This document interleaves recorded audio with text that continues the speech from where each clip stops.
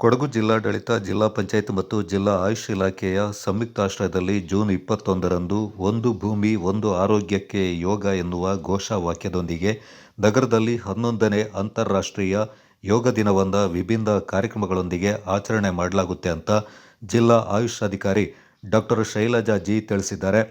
ಕೊಡಗು ಚಾನಲ್ನೊಂದಿಗೆ ವಿಶೇಷ ಸಂದರ್ಶನದಲ್ಲಿ ಮಾತನಾಡಿದ ಡಾಕ್ಟರ್ ಶೈಲಜಾ ಅವರು, ಜೂನ್ 21 ಮಡಿಕೇರಿಯ ಗೌಡ ಸಮಾಜದಲ್ಲಿ ಅಂತಾರಾಷ್ಟ್ರೀಯ ಯೋಗ ದಿನಾಚರಣೆ ಕಾರ್ಯಕ್ರಮ ಜರುಗಲಿದ್ದು, ಹೆಚ್ಚಿನ ಯೋಗಪಟುಗಳು ಆಗಮಿಸಿ ಕಾರ್ಯಕ್ರಮ ಯಶಸ್ವಿಗೊಳಿಸುವಂತೆ ಮನವಿ ಮಾಡಿಕೊಂಡಿದ್ದಾರೆ.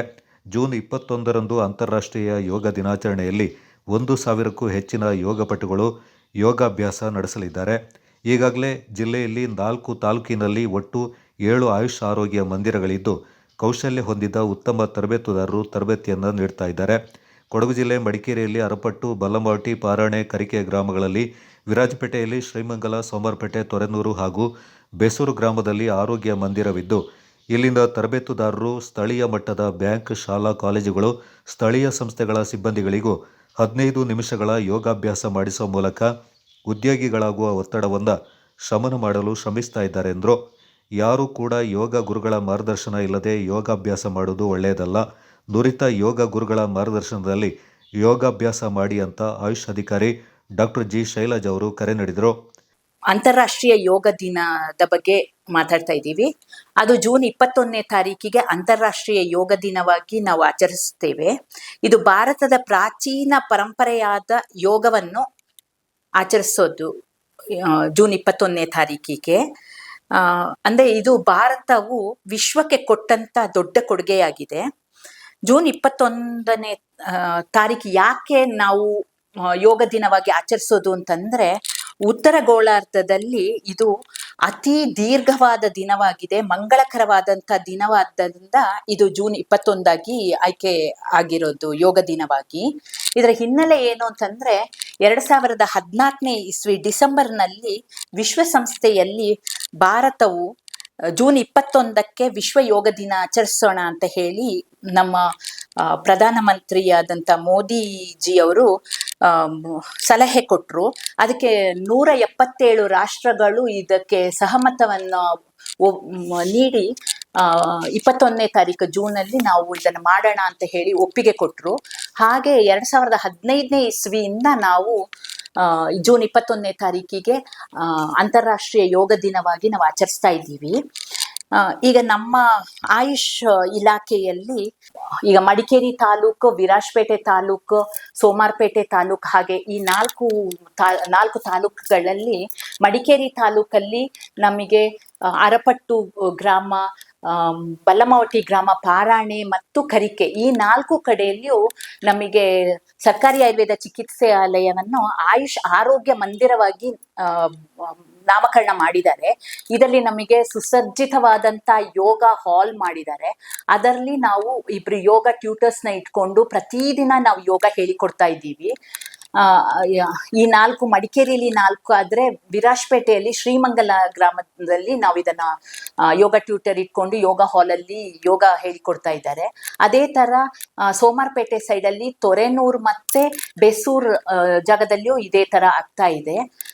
ಈ ಯೋಗ ನಮ್ಮ 11ನೇ ಅಂತಾರಾಷ್ಟ್ರೀಯ ಯೋಗ ದಿನದ ಬಾಬ್ತು ನಾವು ಈಗಾಗಲೇ ಹಲವು ಕಾರ್ಯಕ್ರಮವನ್ನ ಮಾಡ್ತಾ ಇದ್ದೀವಿ. ಅದು ಹೇಗೆ ಅಂತಂದ್ರೆ, ಈ ಆಯುಷ್ ಆರೋಗ್ಯ ಮಂದಿರದಲ್ಲಿ ಇರುವಂತ ಯೋಗ ಟ್ಯೂಟರ್ಸ್ ಅವ್ರು ಹೋಗಿ ಗ್ರಾಮ ಪಂಚಾಯತಿಯಲ್ಲಿ, ಬ್ಯಾಂಕ್ಗಳಲ್ಲಿ, LICಯಲ್ಲಿ ಎಲ್ಲ ಕಡೆ ಹೋಗಿ ಅವರೊಂದು ವೈಬ್ರೇಕ್ ಅನ್ನುವಂತ ಒಂದು 15 ನಿಮಿಷದ ಯೋಗವನ್ನ ಅಲ್ಲಿಯ ಸ್ಟಾಫ್ಗಳಿಗೆಲ್ಲ ಹೇಳ್ಕೊಡ್ತಾ ಇದ್ದಾರೆ.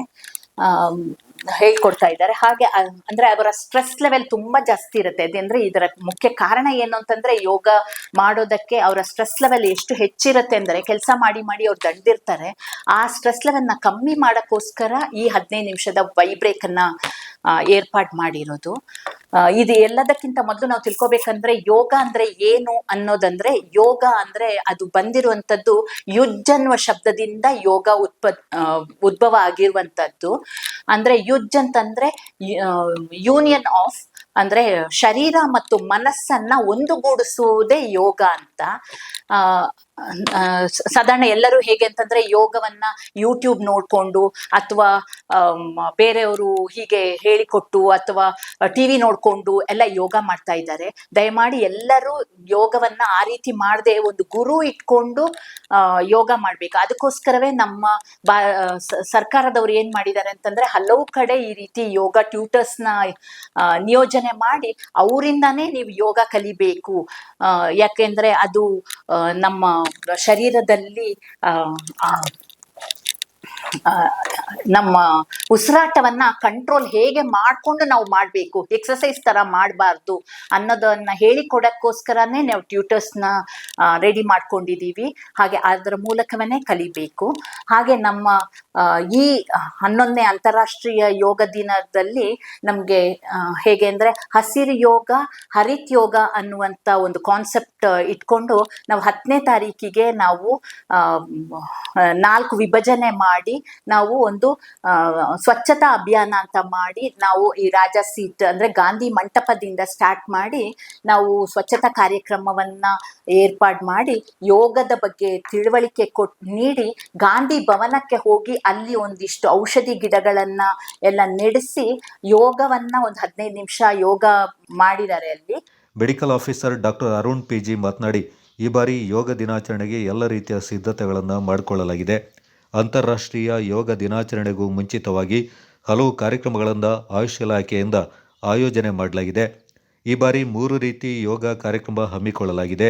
ಯೋಗ ಧನುಷ್, ಹಸಿರು ಯೋಗ, ಹರಿತ್ ಯೋಗ ಹಾಗೂ ಯೋಗ ಸಂಗಮ್ ಎಂಬ ಕಾರ್ಯಕ್ರಮಗಳನ್ನು ಹಮ್ಮಿಕೊಳ್ಳಲಾಗಿದೆ.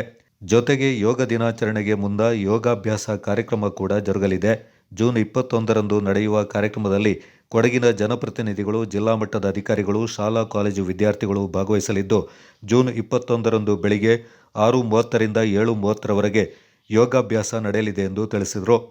ಯೋಗ ದಿನಾಚರಣೆಯ ಪೂರ್ವಭಾವಿಯಾಗಿ ಜೂನ್ 20ರಂದು ಸಂಜೆ 5 ಗಂಟೆಗೆ ನಗರದ ಸರ್ಕಾರಿ ಬಸ್ ಡಿಪೋ ಬಳಿಯಲ್ಲಿರುವ ಜಿಲ್ಲಾ ಸರ್ಕಾರಿ ಆಯುರ್ವೇದ ಆಸ್ಪತ್ರೆಯಲ್ಲಿ ಯೋಗಾಸನಗಳ ಪೂರ್ವಾಭ್ಯಾಸವನ್ನು ಆಯೋಜನೆ ಮಾಡಲಾಗಿದೆ ಎಂದು ತಿಳಿಸಿದರು.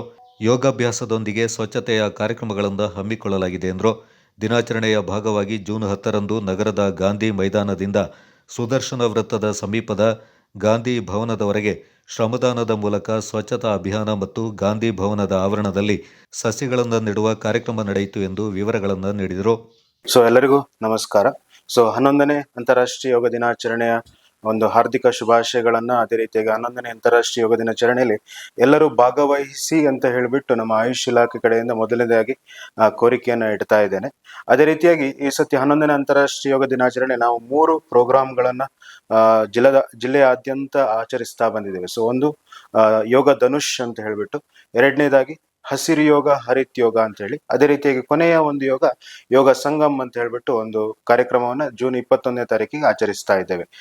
ಯೋಗ ಧನುಷ್ ಅಂತ ಹೇಳಿದ್ರೆ ನಾವು ಪ್ರತಿಯೊಂದು ಸಂಸ್ಥೆಗಳಲ್ಲಿ ಅಂತ ಹೇಳಿದ್ರೆ ಸರ್ಕಾರಿ ಸಂಸ್ಥೆಗಳಿರ್ಬೋದು ಅಥವಾ ಶಾಲಾ ಕಾಲೇಜುಗಳಲ್ಲಿರ್ಬೋದು ಅಥವಾ ನಮ್ಮ ಒಂದು ಬೇರೆ ಬೇರೆ ಅಂಗ ಸಂಸ್ಥೆಗಳಲ್ಲಿ ನಾವು ಹೋಗಿಬಿಟ್ಟು ನಾವು ಯೋಗವನ್ನ ಅವರಿಗೆ ಅಲ್ಲಿನ ಒಂದು ಸಿಬ್ಬಂದಿಗಳಿಗೆ ಅದೇ ರೀತಿಯಾಗಿ ಶಾಲಾ ಮಕ್ಕಳಿಗೆ ಹೇಳ್ಕೊಡುವಂತ ಪ್ರಯತ್ನವನ್ನ ಮಾಡ್ತಾ ಇದ್ದೇವೆ. ಅದೇ ರೀತಿಯಾಗಿ ಹಸಿರು ಯೋಗ ಮತ್ತು ಹರಿತ್ ಯೋಗದಲ್ಲಿ ಮೇನ್ ಆಗ್ಬಿಟ್ಟು ಪ್ರಕೃತಿಯ ಒಂದು ಉಳಿವನ್ನ ಉಳಿಸ್ಕೊಳ್ಬೇಕು ಅಂತ ಹೇಳುವಂತ ಒಂದು ನಿಟ್ಟಿನಲ್ಲಿ ಈ ಒಂದು ಹಸಿರು ಯೋಗ, ಹರಿತ್ ಯೋಗ ಅಂತ ಹೇಳುವಂತ ಒಂದು ಕಾನ್ಸೆಪ್ಟ್ ನೊಂದಿಗೆ ನಾವು ಯೋಗವನ್ನ ಆಚರಿಸ್ಲಿಕ್ಕೆ ಬಂದಿದ್ದೇವೆ. ಇದರಲ್ಲಿ ಮೇನ್ ಆಗ್ಬಿಟ್ಟು ಸ್ವಚ್ಛತಾ ಅಭಿಯಾನ, ಅದೇ ರೀತಿಯಾಗಿ ಒಂದು ಜಾಥಾದ ಮುಖಾಂತರ ಜನಸಾಮಾನ್ಯರಿಗೆ ಯೋಗದ ಅರಿವನ್ನ ಮೂಡಿಸುವಂಥದ್ದು, ಮೂರನೇದಾಗಿ ಗಿಡವನ್ನ ನೆಡುವ ಮುಖಾಂತರ ಪ್ರಕೃತಿಯನ್ನ ಉಳಿಸಬೇಕು ಅಂತ ಹೇಳುವಂತ ಒಂದು ಕರೆಯನ್ನು ಕೂಡ ಆಯುಷ್ ಇಲಾಖೆ ಮುಖಾಂತರ ಜನರಿಗೆ ತಲುಪಿಸುವಂತ ಒಂದು ಪ್ರಯತ್ನ. ಅದೇ ರೀತಿಯಾಗಿ 4ನೇದಾಗಿ ಯೋಗವನ್ನ ಒಂದು ಸಣ್ಣ ಡೆಮಾನ್ಸ್ಟ್ರೇಷನ್ ಮಾಡಿಬಿಟ್ಟು ಯಾವ ತರ ಒಂದು ಯೋಗ ನಮ್ಮ ಆರೋಗ್ಯದನ್ನ ವೃದ್ಧಿ ಮಾಡುತ್ತೆ ಅಂತ ಹೇಳುವಂತ ಬಗ್ಗೆ ಕೂಡ ಒಂದು ಅರಿವನ್ನ ನಾವು ಆ ದಿವಸ ಹಸಿರು ಯೋಗ ಮತ್ತು ಹರಿತ್ ಯೋಗ ಕಾರ್ಯಕ್ರಮದಲ್ಲಿ ಮೂಡಿಸುವಂತ ಪ್ರಯತ್ನವನ್ನ ಮಾಡುವಂಥದ್ದು. 3ನೇದಾಗಿ ಯೋಗ ಸಂಗಮ್ ಅಂತ ಹೇಳ್ಬಿಟ್ಟು, ಯೋಗ ಸಂಗಮ್ ಅಂತ ಹೇಳಿದ್ರೆ ಒಂದು ಆಲ್ಮೋಸ್ಟ್ 1,000 ಜನ ತನಕ ನಾವು ಆ ಒಂದು ಕಾರ್ಯಕ್ರಮದಲ್ಲಿ ಸೇರುವಂತ ಪ್ರಯತ್ನವನ್ನ ಮಾಡ್ತಾ ಇದ್ದೇವೆ. ಮೇನ್ ಆಗಿ ಯೋಗದ ಬಗ್ಗೆ ಅರಿವು, ಅದೇ ರೀತಿಯಾಗಿ ಬೆಳಿಗ್ಗೆ 6:30ಗೆ ಗ್ಯಾದರಿಂಗ್ ಇರುತ್ತೆ. 7 ಗಂಟೆಯಿಂದ 7:45 ತನಕ ಅಂತ ಹೇಳಿದ್ರೆ 3/4 ಗಂಟೆಯಷ್ಟು ಯೋಗ ಪ್ರೋಟೋಕಾಲ್ ಅಭ್ಯಾಸವನ್ನ ಮಾಡುವಂತ ಪ್ರಯತ್ನ. ಅದೇ ರೀತಿಯಾಗಿ ಅದರ ನಂತರ ಒಂದು ಸಭಾ ಕಾರ್ಯಕ್ರಮವನ್ನ ಕೂಡ ಆ ಒಂದು ಇದರಲ್ಲಿ ಆಯುಷ್ ಇಲಾಖೆ ಮುಖಾಂತರ ಹಮ್ಮಿಕೊಂಡಿದ್ದೇವೆ. ಹಾಗಾಗಿ ಅದರೊಟ್ಟಿಗೆ ನಾವು ಎಲ್ಲೆಲ್ಲ ತಲುಪಿದ್ದೇವೆ ಅಂತ ಹೇಳಿ ಮೇನ್ ಬರಬೇಕಂತಂದ್ರೆ ಸೊ ತಾಲೂಕು ಮಟ್ಟದಲ್ಲಿ ತಾಲೂಕು ಕಚೇರಿಗಳಿಗೆ ನಾವು ಒಂದು ಯೋಗಾಭ್ಯಾಸವನ್ನ ಯೋಗ ಧನುಷ್ ಅಂತ ಹೇಳುವಂತ ಕಾರ್ಯಕ್ರಮದ ಮುಖಾಂತರ ತಲುಪಿದ್ದೇವೆ. ಅದೇ ರೀತಿ ಗ್ರಾಮಗಳಲ್ಲಿ ಗ್ರಾಮ ಪಂಚಾಯತ್ಗಳಲ್ಲಿ ಯೋಗ ಧನುಷ್ ಅಂತ ಹೇಳುವಂತ ಕಾರ್ಯಕ್ರಮದ ಮೂಲಕ ಗ್ರಾಮ ಪಂಚಾಯತ್ಗಳಿಗೆ ಕೂಡ ನಾವು ಯೋಗವನ್ನ ತಲುಪಿಸುವಂತ ಅಂದ್ರೆ ಗ್ರಾಮದ ಲೆವೆಲ್ ಕೂಡ ಯೋಗವನ್ನ ತಲುಪಿಸುವಂತ ಒಂದು ಪ್ರಯತ್ನವನ್ನ ಈ ಸತಿ ಆಯುಷ್ ಇಲಾಖೆ ಮತ್ತು ಮಿನಿಸ್ಟ್ರಿ ಆಫ್ ಆಯುಷ್ ಕಡೆಯಿಂದ ಮಾಡಿದ್ದಾರೆ.